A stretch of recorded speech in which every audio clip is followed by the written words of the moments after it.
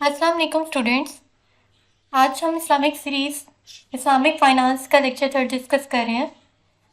हमने जो features last time discuss किए थे हम उन्हीं फीचर्स को आगे कंटिन्यू करेंगे।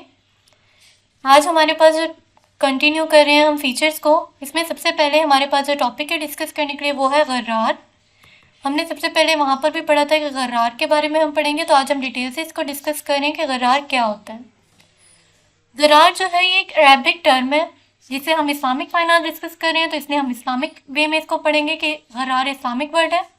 इसके मायने होते हैं अनसर्टेनिटी, एम्बिग्यूटी इन आ कॉन्ट्रैक्ट, यानी अगर हम कोई भी कॉन्ट्रैक्ट कर रहे हैं किसी के साथ, उसमें किसी भी किस्म की अनसर्टेनिटी आ जाती है या किसी भी किस्म का कोई भी एम्बिग्यूटी आ जाती है, तो हमें वो जो कॉन्ट्रैक्ट हम करेंगे उसको हम क्या कहेंगे, गरार कहेंगे। इसमें हमारे पास जैसे एम्बिग्यूटी की बात करें तो ये वो चीज़ है जिसपे हमें कॉन्ट्रैक्ट करते हुए किसी भी चीज़ पे डाउट होता है। वो डाउटफुल जो चीज़ हम अपने कॉन्ट्रैक्ट में ऐड करते हैं उसे हम क्या कहते हैं, गरार कहते हैं। किसी भी किस्म की ऐसी अनसर्टेनिटी या फिर कोई डाउटफुल चीज़ ऐड कर देना किसी कॉन्ट्रैक्ट में, वो क्या कहलाएगा, गरार कहलाएगा। और इस्लाम के अंदर गरार को भी रिबा की तरह प्रोहिबिटेड करार दिया है कि ये जो चीज़ है ये भी प्रोहिबिटेड है। अब रिबा क्या है वो हमने अपने लास्ट लेक्चर में डिटेल से डिस्कस किया है। जिसने नहीं सुना कि रिबा क्या होता है, जिसे नहीं पता कि रिबा क्या है, वो हमारा लास्ट लेक्चर देखे, वो उसे डिटेल में पता लग जाएगा कि रिबा क्या होता है और रिबा क्या चीज़ है। इसके टाइप्स वगैरह सब हमने डिटेल से लास्ट लेक्चर में डिस्कस किए हैं। नेक्स्ट हमारे पास वो ये कह रहा है कि ये जैसे प्रोहिबिटेड है इस्लामिक फाइनेंस के अंदर गरार, इस तरह हमारे इस्लाम में भी प्रोहिबिटेड है, मना किया है इस्लाम में इन चीज़ों से। तो ये उसके बाद ये किसके अगेंस्ट है, हमारी प्रिंसिपल ऑफ ट्रांसपेरेंसी के अगेंस्ट है। प्रिंसिपल ऑफ ट्रांसपेरेंसी क्या है? प्रिंसिपल ऑफ ट्रांसपेरेंसी ये है कि हमारे जो बिजनेस हैं उन्होंने किधर बिजनेसमैन ने इन्वेस्ट करना है, उनके स्टेक होल्डर्स ने, ये सब कुछ इन्वेस्टमेंट की पॉलिसीज़ और स्टेक होल्डर के ज़रिए जो चीज़ें की जाती हैं वो प्रिंसिपल्स हैं कि हमने अपने पैसे को कैसे इन्वेस्ट करना है, फाइनेंशियल ट्रांजेक्शन्स कैसे करनी है। ये सब हमें इस्लामिक फाइनेंस के अंडर एक अम्ब्रेला में रहते हुए हमें वो काम करना है। हमें वैसे इन्वेस्टमेंट करनी है जैसे हमें इस्लाम हुक्म दे रहा है, हमें इस्लामिक फाइनेंस में वो सीखना है। नेक्स्ट वो कहते हैं हमारे पास कौन कौन से की पॉइंट्स हैं जो हम यहाँ पर डिस्कस करने वाले हैं। हम जो की पॉइंट्स यहाँ पे डिस्कस कर रहे हैं, सबसे पहले हमारे पास क्या आता है, प्रोहिबिशन, कि मतलब क्या चीज़ है जिससे इस्लाम में हमें मना किया गया है, हमें वो चीज़ों के बारे में समझना है। गरार, इसके बारे में इस्लाम ने हमें पता है कि मना किया, लेकिन उसमें ऐसे कौन कौन से एलिमेंट्स इन्वॉल्व हैं, जैसे कि एम्बिग्यूटी आ गई, अनसर्टेनिटी आ गई एंड रिस्क आ गया, that is excessive and injustice. अब ये कौन सा रिस्क, एक्सेसिव और अनजस्टिस है? जैसे एग्जांपल ले लेते हैं कि हमें अगर किसी भी चीज़ में, अगर हम सिंपल रिस्क की बात कर रहे हैं, सिंपल अनजस्टिस, एक्सेसिव की बात कर रहे हैं, वो एक्सेसिव क्या है कि अगर एक चीज़ मार्केट में 2 रुपए की है, ठीक है, एक चीज़ मार्केट में 2 रुपए की है, लेकिन हम क्या देख रहे हैं, हम देख रहे हैं यहाँ पे इर्द गिर्द जो है ये चीज़ कोई भी नहीं सेल कर रहा, तो हम क्या करते हैं, हम उसको 5 रुपए में सेल करते हैं। अब ये क्या है, अगर कोई सेल नहीं कर रहा, आप एक तरीके से, चलो अगर कोई प्रोवाइड कर रहे हैं आप किसी को फैसिलिटी, या तो आप उसको 2 में सेल कर दें, या मैक्सिमम ज़्यादा ही ज़्यादा आपको प्रॉफिट करना है तो आप उसे 3 में सेल कर दें। दैट नॉट मीन्स कि आप उसको डबल एक्सेसिव अमाउंट में प्रॉफिट करें, जिसका मतलब बहुत ज़्यादा रिस्क है। ऐसे रिस्क के अमाउंट में आप उसको जो है इन्वेस्ट, उससे जो है पेमेंट रिसीव कर रहे हैं, तो ये क्या एक्सेसिव अमाउंट है। ये सब कुछ हमारे पास किस में आ जाती है, गरार में आ जाती है। और इसके अंदर हम इसको एक नए फॉर्म में भी गरार को देखते हैं, जिसमें हम कहते हैं एक्ट ना गैम्बलिंग। ये गैम्बलिंग में, यानी कि जो हमने पहले डिस्कस किया था गैम्बलिंग जुआ होता है, उसके अंदर भी गरार को हम कंसिडर करते हैं। और इस्लामिक फाइनेंस हमें फोकस करती है कि हमें किसके साथ करना है। प्रिंसिपल क्या है इस्लामिक फाइनेंस का, कि हमें काम करना है फेयरनेस के साथ और ऑनेस्टी के साथ, जिसमें किसी के साथ किसी भी किस्म की ज़्यादती ना की जाए, अनजस्टिस बिहेवियर ना किया जाए। ये क्या, ये जो बिहेवियर शो हुआ है ये कौन सा बिहेवियर है, अनजस्टिस बिहेवियर। नेक्स्ट हमारे पास क्या आता है, कॉन्ट्रैक्ट एंड ट्रांजेक्शन।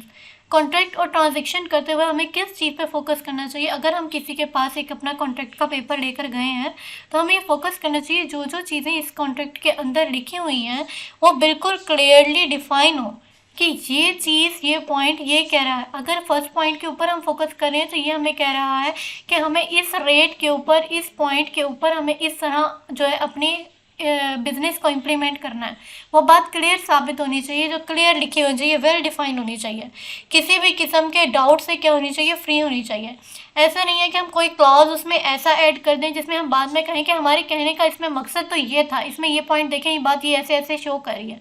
नहीं, हमें वो बात क्लियर उसके अंदर मेंशन करनी है कि जिसका कोई सेकंड प्रोस्पेक्टिव जो है ना निकले, कोई सेकंड पर्पस ना हो उस बात का, सिर्फ एक ही पर्पस हो जो हमें वहाँ पर शो करना है। कॉन्ट्रैक्ट विद एक्सेसिव गरार are considered invalid in Islamic finance. वही कॉन्ट्रैक्ट जो एक्सेसिव अमाउंट में होता है, जिसमें ज़्यादा से ज़्यादा जो है वो अनसर्टेनिटी पाई जाती है, डाउटफुल एम्बिगिटी पाई जाती है, वो वाले कॉन्ट्रैक्ट जो होते हैं वो कौन से कॉन्ट्रैक्ट होते हैं? इनवैलिड कॉन्ट्रैक्ट होते हैं।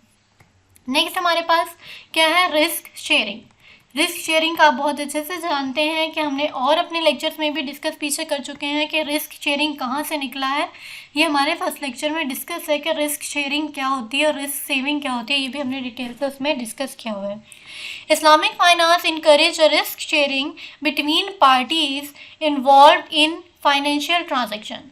रिस्क शेयरिंग पार्टीज, दो पार्टीज इन्वॉल्व होती हैं किसके अंदर? फाइनेंशियल ट्रांजेक्शन में।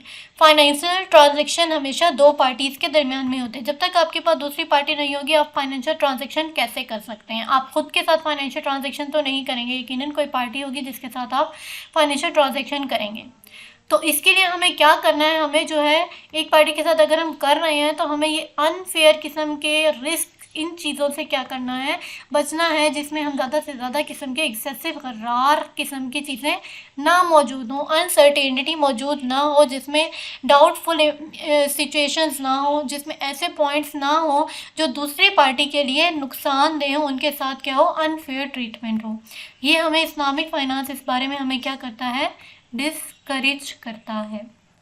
नेक्स्ट, इस्लामिक फाइनेंस प्रिंसिपल क्या है कि आप जो कॉन्ट्रैक्ट कर रहे हैं must adhere to the principles of शरिया। वो किस बेस पे होनी चाहिए? शरिया पे होनी चाहिए। शरिया की बेस, वो भी हमने इतनी डिटेल से डिस्कस किया है कि शरिया की बेस क्या है, शरिया किसके ऊपर बेस करता है। वो कहता है शरिया कि हमें किससे बचना है। शरिया का मेन पॉइंट ये है कि हमें यूसरेज से बचना है, इंटरेस्ट से बचना है, रिस्क से बचना है, हमें रिबा से बचना है। मेन चीज़ इंटरेस्ट क्या है? हमें रिबा से बचना है। इस्लाम हमें फोकस करता है कि हमें किस चीज़ के ऊपर रहना है कि हमें रिबा से बचना है, किसी भी किस्म के सूद से बचना है। ये हमें किसी भी किस्म की सूद से बचाता है। और वो कौन बचाता है? शरिया। जब हम शरिया के ऊपर चलते हैं, शरिया किससे बेस है? शरिया हमारे कुरान पाक से रिलेटेड है, शरिया हमारी सुन्नत से रिलेटेड है, हमारे कियास से, हमारे इजमा से रिलेटेड है, हमारे इस्तिहाद से रिलेटेड, इन सब से रिलेटेड है शरिया। उनसे मिलकर बना है और जिसमें वो कहता है सबसे पहला पॉइंट क्या है कि हमें सूद से बचना है, हमें सूदखोरी से बचना है। वो कहते हैं कॉन्ट्रैक्ट दैट इन्वॉल्व गरार में वायलेट दीज प्रिंसिपल। अगर उसमें गरार मौजूद होगा तो वह क्या करेगा? यकीनन वायलेट करेगा उन प्रिंसिपल्स को जो शरिया के अंदर बताए गए हैं। हमें उन प्रिंसिपल्स पे चलना है जो शरिया हमें कहता है।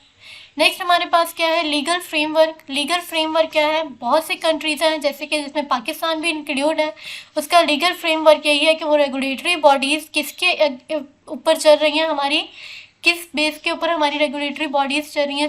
ये सारी चल रही हैं हमारी इस्लामिक फाइनेंस के बेस के ऊपर चल रही हैं। और इस्लामिक फाइनेंस बेस किसके ऊपर चल रहा है? हमारे कुरान और शरीयत के ऊपर चल रहा है, जिसके अंदर किसी भी किस्म का क्या इन्वॉल्व नहीं है? किसी भी किस्म का गरार इन्वॉल्व नहीं है। इससे हमें सबको बचना है और पाकिस्तान भी उसी लॉ पर अमल कर रहा है और हमें भी उसी लॉ पर अमल करते हुए उन चीज़ों के ऊपर चलते रहना है। नेक्स्ट हमारे पास क्या पॉइंट है जी? नेक्स्ट हम डिस्कस करने वाले हैं, हमारा टॉपिक उसके अंदर आ रहा है कीमत यानी मिस्र।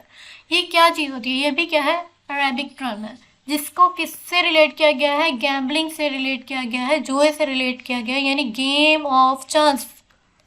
इसके लिए मेन पॉइंट है, मेन एमसीक्यूज हमारे पास ये आता है कि कीमत किससे रिलेटेड है? ये है गेम ऑफ चांस से। और उसके बाद हमारे पास जो सेकंड पॉइंट है कि हमारे पास वो किससे रिलेटेड है, जो हमने लास्ट में डिस्कस किया है, गर्रार। ये देखिएगा गर्रार हमारे पास किससे रिलेटेड है? ये हमारे साथ रिलेटेड है अनसर्टेनिटी और एम्बिग्यूटी। ये हमारे पास बहुत इंपॉर्टेंट एमसीक्यूज है जो हमारे पेपर में बार बार पूछा जाता है। अब इस्लामिक प्रिंसिपल गैम्बलिंग को कंसिडर क्या करता है? सीधा सीधा वो हराम कंसिडर करता है, उसने इससे बचने का कहा है। इसमें अनसर्टेन आउटकम्स होते हैं। मसलन जैसे कि अब हम एग्जांपल लेते हैं अनसर्टेन आउटकम्स की क्या होती है? ये फाइनेंशियल टर्म्स में क्या है? हराम है, इन चीज़ों से हमें बचना है और इस्लामिक कल्चर इन चीज़ों को बहुत ज़्यादा सख्त नज़र से देखता है, जिसको उसने हराम करार दिया। अब एग्जांपल क्या है, ये जो हम कार्ड्स खेलते हैं, जिसे हम कहते हैं पत्ते खेलते हैं, वो कार्ड्स जो हम खेल रहे हैं, ये गेम्स भी क्या है, हराम है, ये गेम्स नहीं खेलनी चाहिए। बीटिंग ऑन स्पॉट, वो किस तरह से जो आप देखते हैं मैचेस होते हैं, आप अपनी टीवी स्क्रीन पे देख रहे हैं, मैच हो रहा है और आप बैठे हुए सामने, आपने जो है वहाँ पर शर्त लगा दी है। बीटिंग का मतलब होता है शर्त लगाना। आपने शर्त लगाई है कि अगर ये टीम जीत जाएगी तो इसके ऊपर मैं इतने पैसे दूंगा, या इतने पैसे की जो जब शर्त लगाते हैं, वो पैसों की जब शर्त लगाते हैं, वो पैसा आपके लिए क्या है, वो शर्त लगाना, वो फ्यूचर प्रेडिक्ट करना, वो क्या है, हराम है। ये कार्ड्स खेलते हैं, ये कार्ड्स जिस तरह भी खेलते हैं, ये वो भी क्या है, हराम है। Strictly prohibited in accordance with Islamic teaching, ये इस्लामिक टीचिंग के अंदर ये सब चीज़ें क्या है, हराम है। यहाँ तक कि हम जो अपने डाइस होता है लूडो का, वो जो हम डाइस घुमाते हैं और वो जो डाइस आता है कि हमें ये पता है कि 6 दानों के अंदर में से ही आएगा, वो डाइस भी हमारे लिए क्या है, वो डाइस का तरीका, जो घुमाने का तरीका, वो भी हमारे लिए क्या है, हराम है। वो भी हमारे लिए इसी चीज़ के अंदर कंसिडर किया जाता है कि क्या उसमें पॉइंट्स आ सकते हैं, क्या वो जो छिक्का उसमें कितने दाने आ सकते हैं, वो हम इसके अंदर किस में आ जाएगा, वो भी इसी कैटेगरी के अंदर शामिल हो जाएगा, गेम्स में। नेक्स्ट हमारे पास क्या है जी, basic ethics in Islamic financial system. कि बेसिक एथिक्स क्या है इस्लामिक फाइनेंशियल सिस्टम की। Basic ethics Islamic financial system की हमारे पास बेस करती है किसके अंदर, इस्लामिक प्रिंसिपल में। इस्लामिक प्रिंसिपल के अंदर ये क्या करती है, बेस करती है। इस्लामिक प्रिंसिपल क्या है हमारा, जो हम सबसे पहले डिस्कस कर चुके हैं, ये सारा इस्लामिक प्रिंसिपल बेस करता है शरीयत के ऊपर, कि हमें शरीयत को मद्देनज़र रखते हुए हर काम करना है। अब शरीयत को हमें कैसे करना है, शरिया कंप्लाइंस के बारे में हम डिस्कस कर रहे हैं।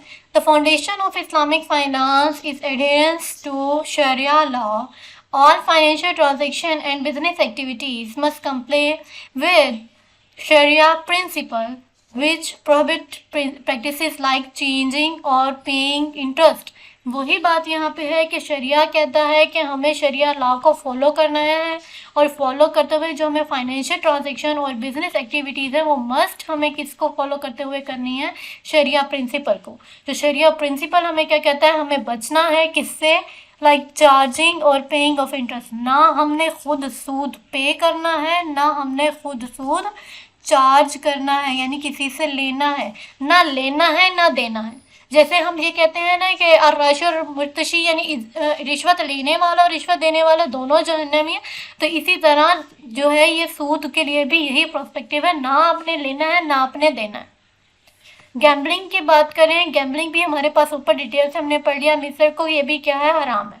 इन्वेस्टमेंट इन प्रोहिबिटेड इंडस्ट्रीज, ऐसी इंडस्ट्रीज जिसमें इस्लाम ने हमें इन्वेस्ट करने से मना किया, वो हराम है। अब वो इंडस्ट्रीज़ कौन सी हैं कि आपने जाकर अपने बैंकिंग सर्विसेज से या किसी भी बिजनेस एरियाज में जाके आपने वहाँ पे थर्ड पार्टी से इन्वेस्ट कर दिया कि ये मैंने इन्वेस्टमेंट कर दिया, जबकि आपको नहीं पता वो इन्वेस्टमेंट आपकी कहाँ गई है। क्या मालूम उसने वो इन्वेस्टमेंट किसी ऐसी कंपनी में की हो जो कौन सी कंपनीज हो, हराम कंपनीज हो। जैसे उन कंपनीज का काम पीछे शराब से लेना देना हो, उन कंपनीज का काम पीछे गैम्बलिंग के साथ हो। उन कंपनीज में अगर आप इन्वेस्ट करते हैं और जिसका आपको नहीं भी पता लेकिन आपने फिर भी इन्वेस्ट कर दिया, तो इसलिए आपको इन्वेस्टमेंट ऐसी जगह करनी है जो हलाल इन्वेस्टमेंट है, जिसका शरिया बोर्ड ने आपको बताया हुआ है। आप इंटरनेट पे जाके सर्च करें कि हलाल इन्वेस्टमेंट्स आप कहाँ कर सकते हैं। तो अगर इन्वेस्टमेंट करना चाहते हैं तो वो हलाल कंपनीज उन्होंने लिस्ट की हुई हैं कि ये कंपनीज हलाल हैं, जिनको उन्होंने रिकॉग्नाइज़ किया है कि पीछे कोई भी ऐसा हराम काम नहीं करती हैं। नेक्स्ट हमारे पास कौन सा पॉइंट है जी, प्रॉफिट एंड लॉस शेयरिंग, मुदारबा। ये मुदारबा बेस हमारे पास है, हमने सब कुछ डिटेल डिस्कस किया, तो हम यकीनन मुदारबा भी डिस्कस करेंगे। तो हम अपने आगे आने वाले लेक्चर में मुदारबा को भी डिस्कस करेंगे, प्रॉफिट एंड लॉस शेयरिंग मुदारबा क्या है। अभी जो है हम सिंपल सा कॉन्सेप्ट जो अभी हम पढ़ रहे हैं वो प्रॉफिट एंड लॉस शेयरिंग का कर रहे हैं। तो प्रॉफिट एंड लॉस शेयरिंग हमने डिटेल से पिछले लेक्चर में डिस्कस किया है, तो मुदारबा को हम अगले लेक्चर में डिस्कस करेंगे ये क्या होता है। कहते मुदारबा बेस पे अगर हम प्रॉफिट एंड लॉस शेयरिंग की बात कर रहे हैं तो इस्लामिक फाइनेंस का कॉन्सेप्ट ऑफ मुदारबा क्या है, where profit and loss are shared between the parties involve. दो पार्टीज के दरमियान प्रॉफिट एंड लॉस क्या होना चाहिए, शेयर्ड होना चाहिए। यानी जितना प्रॉफिट होगा उतना प्रॉफिट शेयर होगा, अगर लॉस होगा तो लॉस भी शेयर होगा। ऐसा नहीं है कि आपको सिर्फ प्रॉफिट शेयर करना है। कहते हैं this encourage ethical behaviour as both the investor and entrepreneur. Investor को हम यहाँ पे इस्लामिक लैंग्वेज में क्या बोलेंगे, रबुल माल बोलेंगे, जिसके पास पैसा होता है। अब मैं जाऊँगी जाकर एक बैंक में इन्वेस्ट करूँगी तो मैं कौन हूँ, मैं रबुल माल हूँ, और जो मेरे पास बैंक में इन्वेस्ट कर रही हूँ वो मेरे पास क्या है, मुदारिब है। अगर हम कंपनी में जाकर एंटरप्रेन्योर की कंपनीज में इन्वेस्ट करें तो वो एंटरप्रेन्योर हमारे पास क्या है, मुदारिब है, और वो बैंक जो है वो बैंक क्या है, एक एंटरप्रेन्योर है, एक अपनी कंपनी है बैंक जिसमें इन्वेस्ट करते हैं। Share the risk and reward, risk भी शेयर करना है और रिवॉर्ड भी शेयर करना है। नेक्स्ट हमारे पास वो क्या पॉइंट आता है जी, हमें नेक्स्ट हमने डिस्कस करना है इसके अंदर, जो हम डिटेल से डिस्कस कर रहे हैं इसी पॉइंट को, और इस पॉइंट के साथ साथ हम साथ साथ डिस्कस कर रहे हैं नेक्स्ट पॉइंट को, जिसमें हमारे पास है avoidance end of exploitation Gerar. Exploitation हमने गरार को कैसे करना है, एक्सप्लॉइटेशन हमने इस तरह करना है गरार के अंदर कि हमें जिस चीज़ों से मना किया गया हमने उन चीज़ों से मना रहना है, और जिस चीज़ों को हमें इजाज़त दी गई है इस्लाम में हमें वो चीज़ें करनी है। प्रोहिबिटेड है एक्सेसिव अनसर्टेनिटी एम्बिग्यूटी कॉन्ट्रैक्ट के अंदर नहीं करनी है। क्लियरली हमें डिफाइन करना है हर चीज़ को, ट्रांसपेरेंट होना चाहिए जिसमें किसी भी किस्म की छुपी हुई बातें ना मेंशन हो पार्टीज़ के लिए, वो हमें ऐसी चीज़ों से क्या करना है, हमें नहीं करना। अगर छुपी हुई बातें मेंशन है हमें वो काम नहीं करने, हमें बिल्कुल ट्रांसपेरेंट रखना है अपने किसी भी दूसरे पार्टी मेंबर के साथ, दूसरी पार्टी के साथ किसी भी किस्म की जो है वो छुपी हुई हरकत नहीं करनी, किसी भी किस्म का धोखेबाजी नहीं करनी है। एथिकल इन्वेस्टमेंट यानी हलाल इन्वेस्टमेंट, जिसका मैंने अभी आपको बताया कि हमें कैसे इन्वेस्टमेंट करनी है, किन बिजनेसेस और किन इंडस्ट्रीज में करनी है जो हलाल कंसीडर की जाती हैं, उन बिजनेसेस में हमें इन्वेस्ट करना है। अवॉइड किन से हमें करना है, अवॉइड करना है हमें हराम चीज़ों में, जैसे अल्कोहल, अभी मैंने बात की आपसे शराब की, अल्कोहल की, गैम्बलिंग यानी वही गेमिंग पॉइंट से, एंड पार्क रिलेटेड इंडस्ट्रीज, और वो इंडस्ट्रीज जिनके बारे में हमें मना किया, हमें उन इंडस्ट्रीज से बचना है। अब मेन चीज़ क्या होती है हमारे जो हमारे पास नेक्स्ट पॉइंट है वो हमारे पास है जी सोशल रिस्पॉन्सिबिलिटी, कि हमारे पास अब सोशल रिस्पॉन्सिबिलिटी क्या है। हमारे पास मेन चीज़ ये है हम हर जगह काम करें लेकिन हमें अपने सोसाइटी के लिए भी काम करना है। जैसे वो कहते हैं ना कि है ज़िंदगी का मकसद औरों के काम आना, तो हमें औरों के काम आना है, तो वो क्या है, हमारी सोसाइटी है, हमारा सोशल रिस्पॉन्सिबिलिटी है। वो हमें कैसे करनी है सोशल रिस्पॉन्सिबिलिटी, इस्लामिक फाइनेंस में रहते हुए, इस्लाम के दायरे में रहते हुए, तो हमें कैसे हम किसी की हेल्प कर सकते हैं। हम अपने पास जो हमारे पास पैसे पड़े हुए हैं उन पैसों में से प्रॉफिटेबल, उसमें से प्रॉफिट में से निकाल कर किसी भी चैरिटेबल एक्टिविटीज़ के अंदर हमें ख़र्च करना है, और वो क्या है, वो हमारे पास ज़कात का ज़रिया है कि हमने अगर किसी की हेल्प करनी है हम ज़कात देकर उसकी हेल्प कर सकते हैं, वो किसी वेलफेयर सोसाइटी के अंदर हम हेल्प कर सकते हैं, हम चैरिटी कर सकते हैं। इस तरह से हम अपनी सोशल रिस्पॉन्सिबिलिटीज़ को भी साथ के साथ फुलफ़िल करते जाएंगे इस्लामी नज़रिए के मुताबिक। नेक्स्ट हमारे पास क्या आ जाता है, एथिकल फाइनेंसिंग। एथिकल फाइनेंसिंग कौन सी होती है, मीन्स इस एथिकल फाइनेंसिंग मतलब एथिक्स से रिलेटेड बात हो रही है, और वो एथिकल फाइनेंशियल ऑप्शन क्या है, वो वही ऑप्शन है जो शरिया के ऊपर बेस करते हैं। शरिया जो है वो इसके ऊपर बेस करती है कि शरिया कहती है कि ऐसी चीज़ों में आपने काम करना है, ऐसी चीज़ों से आपने जो है मॉर्टेजेस करने हैं और बिजनेस लोन लेने हैं जिसमें that do not involve interest, उसमें इंटरेस्ट नहीं होना चाहिए। तो हमें ऐसे एथिकल बिहेवियर्स, एथिकल चीज़ें अपनानी है जिसके अंदर क्या हो, इंटरेस्ट मौजूद ना हो, रिबा मौजूद ना हो। ऐसी जगह से हमें लेंडिंग एंड बोरोइंग करनी है, ऐसी प्रैक्टिसेस हमें बनानी है अपने माशरे में, अपने मुल्क में और पूरे कंट्री में, जहाँ पर हमें क्या हो, रिस्क फ्री काम हो, हमारे इंटरेस्ट फ्री काम हो। Fair trade practices, fair trade practices, fair से आपको पता है कि किसी भी किस्म का कोई भी धोखा इसमें इन्वॉल्व नहीं होना चाहिए, जस्टिस इंसाफ की बेस के ऊपर ऐसी ट्रेड प्रैक्टिसेस करनी है हमें, कोई भी फ्रॉड इन्वॉल्व नहीं होना चाहिए, उसमें कोई फ्रॉड नहीं होगा, अनफेयर मैनिपुलेशन नहीं होगा, किसी भी किस्म का चीज़ें इसमें इन्वॉल्व नहीं होंगी, उन चीज़ों को हमें प्रोहिबिटेड करना है, उनसे बचना है। ऐसे कॉन्ट्रैक्ट्स बनाने हैं जो ऑनर्ड कॉन्ट्रैक्ट्स हो, जिसमें किसी भी किस्म के गलत चीज़ें इन्वॉल्व ना हो, जिसमें तमाम चीज़ें रिजॉल्व हो रही हों, किस तरीके से फेयर तरीके से रिजॉल्व हो रही हों, हमें वैसे कॉन्ट्रैक्ट बनाने हैं, वैसे इस्लामी चीज़ों प्रिंसिपल्स पर हमें अमल करना है। नेक्स्ट हमारे पास क्या आ जाता है जी, रिस्क शेयरिंग। रिस्क शेयर करना है हमने अपनी पार्टीज़ के दरमियान में, जिसमें किस बेस पे करना है, मुशारका और मुदारबा कॉन्ट्रैक्ट की बेस पे। अभी मैं आपको शॉर्ट बेस में बता देती हूँ। मुशारका जो होता है वो दो पार्टीज़ के दरमियान में होता है, यानी शराकतदारी से रिलेटेड होता है मुशारका, और मुदारबा भी हमने थोड़ा सा डिस्कस किया, जिसमें हमारे पास रब्बुल माल भी इन्वॉल्व होता है। हम उस बेस के ऊपर करते हैं, लेकिन हम डिटेल से इसको नेक्स्ट लेक्चर में डिस्कस करेंगे कि मुदारबा और मुशारका में क्या फ़र्क है। अभी हम प्रॉफिट शेयरिंग की बात करें तो इसलिए हमें इसको इतना डिटेल से डिस्कस करने की बात नहीं है। अभी हम प्रॉफिट एंड लॉस शेयरिंग की बात करें तो हम शेयरिंग की बात करेंगे कि वो किस तरीके से हमें एथिकल बिहेवियर से करनी है, और वो एथिकल बिहेवियर क्या है, शरिया बेस पे है। शरिया जिस हिसाब से हमें कहता है हमें वो चीज़ें लेकर चलनी है, जिससे हमें वो प्रोहिबिटेड कहता है हमें वो प्रोहिबिटेड करनी है, और जिसको वो हमें अलाउ करता है हमें वो चीज़ें अलाउ करनी है। इन्वायरमेंटल एंड एथिकल कंसर्न्स हैं हमारे पास। Islamic finance is increasingly considering environmental and ethical concerns के बारे में वो कहता है नहीं सिर्फ आपने खुद को देखना है बल्कि आपने इन्वायरमेंट को भी देखना है, आपने तमाम अपने माहौल को साथ लेकर चलना है, लेकिन ऐसे लेकर चलना है कि जिससे आप कोई हार्मफुल अपनी सोसाइटी के लिए या एनवायरनमेंट के लिए ना हो। और वो क्या इस तरह से आप नहीं हो सकते, वो सिर्फ आप शरिया से नहीं हो सकते। आप शरिया के ऊपर चलेंगे तो आपको किसी भी किस्म की हार्मफुल एक्टिविटीज़ से आप बच जाएंगे, किसी भी किस्म की हार्मफुल एक्टिविटीज़ आप नहीं करेंगे। नेक्स्ट हमारे पास क्या है जी, ट्रांसपेरेंसी एंड अकाउंटेबिलिटी, यानी कि अगर हम अकाउंटेबिलिटी किस्म के कोई भी काम कर रहे हैं अपने शेयर होल्डर्स के साथ कर रहे हैं, यानी जो हमारे इन्वेस्ट कर रहे हैं, हमारे कस्टमर्स हैं, हमारे शेयर होल्डर्स हैं, हमारे स्टेक होल्डर्स हैं, इन सब के साथ जो हम फाइनेंशियल ट्रांजेक्शन कर रहे हैं यानी अकाउंट्स का काम कर रहे हैं, वो भी किसी किस्म का अनएथिकल बिहेवियर नहीं होना चाहिए। वो भी हमारे इस्लाम की बेस पर, शरीयत की बेस के ऊपर, उसी बेस को एम्फसाइज करते हुए हमें सारी चीज़ों पर काम करना है। नेक्स्ट हमारे पास क्या आता है जी, Islamic governance and ethical board. Islamic governance and ethical board में हमें मेनली क्या चीज़ डिस्कस करने को मिल रही है, हमें ये बोल रहा है कि वो शरिया बोर्ड जो बनाया हुआ है उस शरिया बोर्ड के मुताबिक गवर्नमेंट ने काम करना है, और वो जो शरिया स्कॉलर्स हैं जो जो चीज़ें बता रहे हैं हमें उनके ऊपर इम्प्लीमेंट करना है, और वही हमारे एथिकल स्टैंडर्ड्स हैं, क्योंकि वो किस पे बेस कर रहे हैं, इस्लामिक प्रिंसिपल के ऊपर। अवॉइडेंस ऑफ स्पेकुलेशन, हमें स्पेकुलेशन से अवॉइड करनी है किसी भी किस्म की, कि कोई भी चीज़ है स्पेक्ट है हमारे लिए तो हमें उन चीज़ों से क्या करना है, अवॉइड करना है। वो क्या चीज़ होती है हमारी स्पेकुलेशन। स्पेकुलेशन का मतलब ये किसी भी चीज़ का अंदाज़ा लगाना, तो हमें अंदाज़ा नहीं लगाना, हमें उन चीज़ों से बचना है।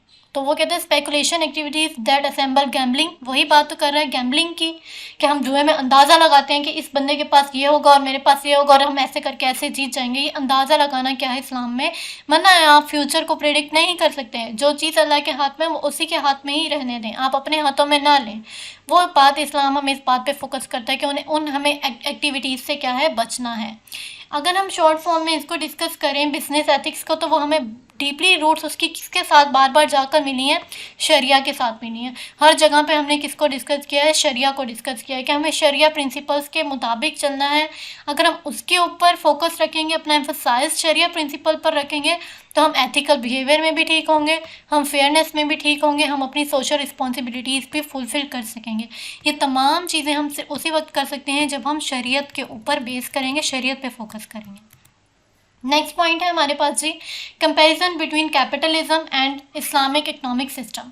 कैपिटलिज्म क्या है और इस्लामिक इकोनॉमिक सिस्टम क्या है, ये ना सिर्फ हमारे पास अब के लिए टॉपिक है, बल्कि ये टॉपिक हमारे पास एट द एंड बहुत लॉन्ग टर्म जाता है।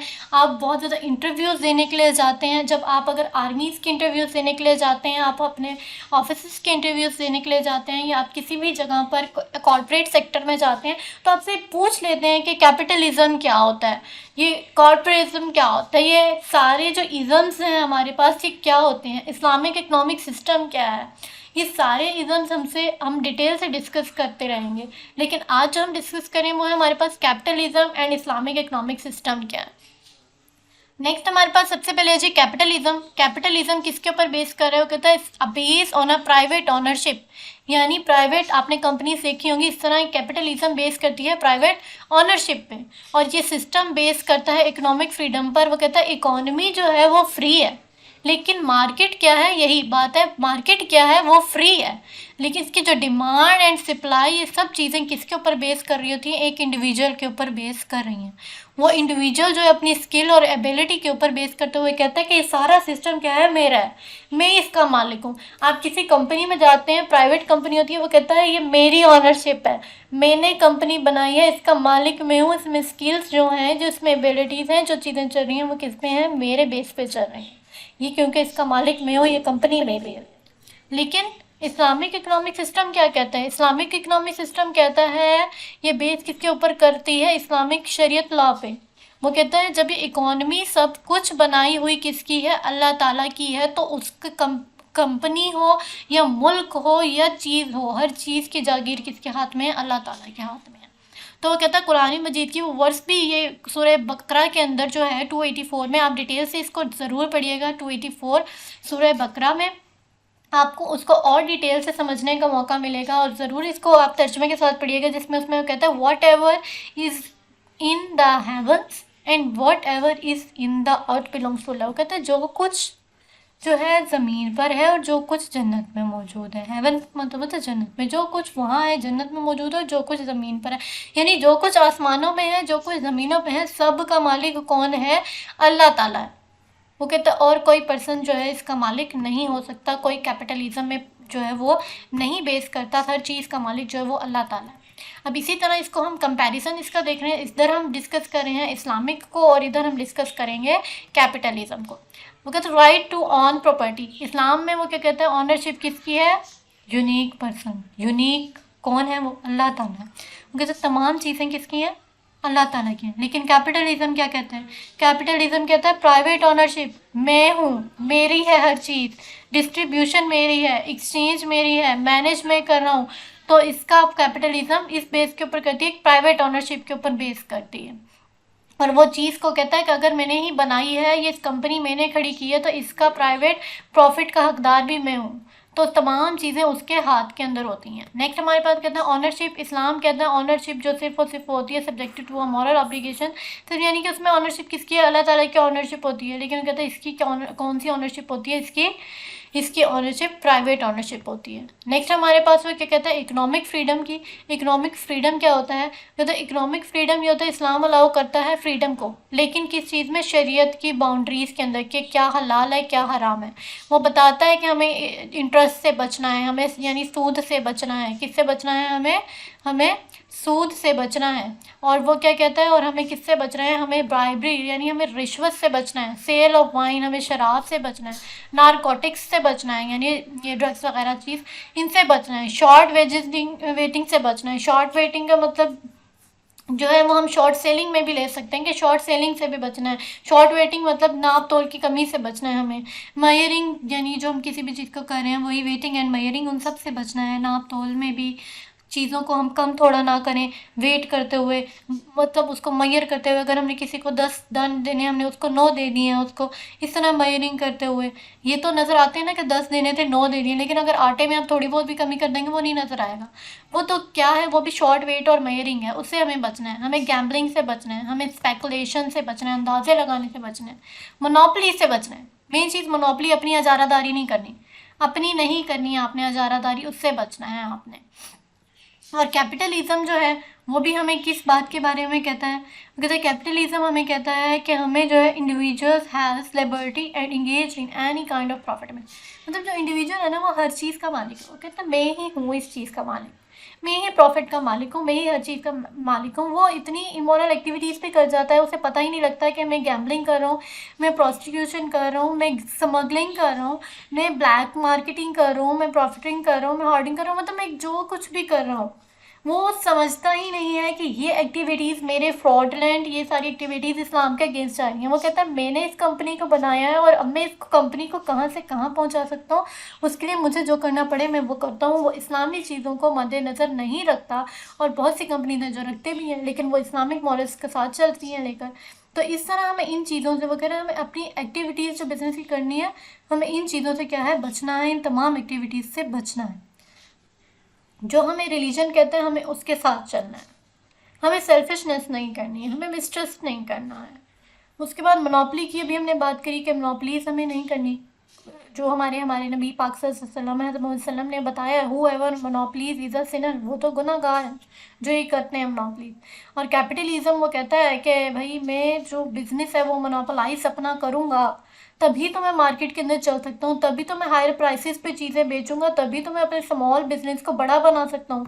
इस चक्कर में हमारे पास क्या होती है, अनएम्प्लॉयमेंट भी हो जाती है। जो थोड़े पैसों की चीज़ें जब वो ज़्यादा पैसों में बिकेंगी तो लोगों के पास ज़्यादा से ज़्यादा खर्चे उसके लिए निकलेंगे और अनएम्प्लॉयमेंट आएगी। हमें ये करना है, वो कहता है अलाउ नहीं किया, स्ट्रिक्टली अलाउ नहीं किया इस्लाम ने मोनोपोलाई करने को, मोनोपोली करने को। Institution of banking and interest की बात करें तो कहता है इस्लाम जो है वो क्या कहता है, इस्लाम कहता है आपने किस बेस पे काम नहीं करना, आपने इंटरेस्ट बेस के ऊपर काम नहीं करना। इस्लाम कहता है आपको मना करता है, कंडम करता है इस्लाम कि आपने नहीं करना इंटरेस्ट के ऊपर काम। लेकिन फाइनेंशियल इंस्टीट्यूशंस हमारे इंटरेस्ट बेस के ऊपर काम हो रहा है, वो तो कहते हैं कैपिटलिज्म की बैकबोन इंटरेस्ट है। आपके सामने क्लियर वाजे है कि जो इस्लाम है वो तो हमें इंटरेस्ट से मना कर रहा है और कैपिटलिज्म कहती है मेरा बैकबोन इंटरेस्ट है।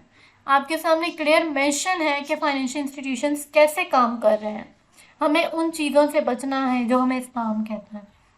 डिस्ट्रीब्यूशन ऑफ वेल्थ की बात करें तो इस्लाम कहता है एक पैसा जो है वो अपने पास संभाल कर ना रखें, जो गरीब है उसको भी उस पैसे में से हक है। सिर्फ आपका हक नहीं है कि आप अपना पैसा अपने पास रखें, आपको इस्लाम ने देने का तरीका बताया है। इस्लाम ने फेयरनेस एंड इक्वलिटी बताई है कि आपने कैसे डिस्ट्रीब्यूशन करना है। अगर नहीं है तो आप ज़कात दें, आप सदकात दें, आप किसी वेल्थ के अंदर चैरिटीज़ के अंदर हेल्प करें किसी की। ये आपने काम करना है, आपने ज़ख़ीरा अंदोज़ी नहीं करनी पैसे की, आपने उसको आगे देना है अल्लाह की राह में। आपने ज़कात और सदकात की सूरत में आप दे सकते हैं, अपने पास संभाल संभाल के पैसे को नहीं रखना। और जो कैपिटलिज्म है वो कहता है मुझे तो रिच ही बनना है, prioritise into rich, poor take place in the society. Poor की जगह नहीं होती, वो जो अमीर है वो अमीर से अमीर हो रहा होता है और जो गरीब है वो गरीब से गरीब तर हो रहा होता है। उनकी डिवाइड हो जाती हैं, डिफरेंट आ जाती हैं, क्लासेस बन जाती हैं कि ये मिडिल क्लास है, ये अपर क्लास है, ये अपर लोअर क्लास है, ये अपर क्लास है, ये मिडिल क्लास है, ये मिडिल लोअर है, ये लोअर क्लास है। ये सारी हम जो है क्या होती हैं, डिवाइड कर देते हैं। ये इन क्लासेस को डिवाइड नहीं करना है, हमें किस बेस पे चलना है, हमें इस्लाम की बेस पे चलना है। ये पूरा प्रॉस्पेक्ट जो हमें क्या बता रहा है वो हमें पूरा ये बता रहा है हमें किसके ऊपर इम्प्लीमेंट करना है। ये तमाम चीज़ें हमें किस हिसाब से लेकर चलनी है, हमें इस्लाम के हिसाब से लेकर चलनी है। इस्लाम हमें कहता है हमें इन तमाम चीज़ों से क्या करना है, बचना है। और मेन चीज़ इस्लाम हमें कहता है जिस चीज़ से हमें बचना है वो क्या है, इंटरेस्ट है। इंटरेस्ट है, हमें उस इंटरेस्ट से बचना है, हमें रिबा से बचना है। इन सब चीज़ों से हम बचेंगे तो आज हम बचेंगे, कल को हमारे लिए ज़्यादा से ज़्यादा फ़ायदेमंद होगा। आज हमने लेक्चर का सेकंड पार्ट कवर कर लिया, जो हमारे फीचर्स रह गए थे। इन लेक्चर में आपको कोई भी किस्म की कोई भी डिफ़िकल्टी हो, क्यूरी हो, कोई भी क्वेश्चन हो, आप कमेंट सेक्शन में पूछ सकते हैं। इन तमाम चीज़ों को हमने डिटेल से डिस्कस किया। अब बाकी हम नेक्स्ट लेक्चर में डिस्कस करेंगे नेक्स्ट टॉपिक, न्यू टॉपिक के साथ। जब तक के लिए थैंक यू सो मच, अल्लाह हाफिज़। जो हमारे चैनल को सब्सक्राइब और वीडियो को लाइक ज़रूर कीजिएगा। Thank you.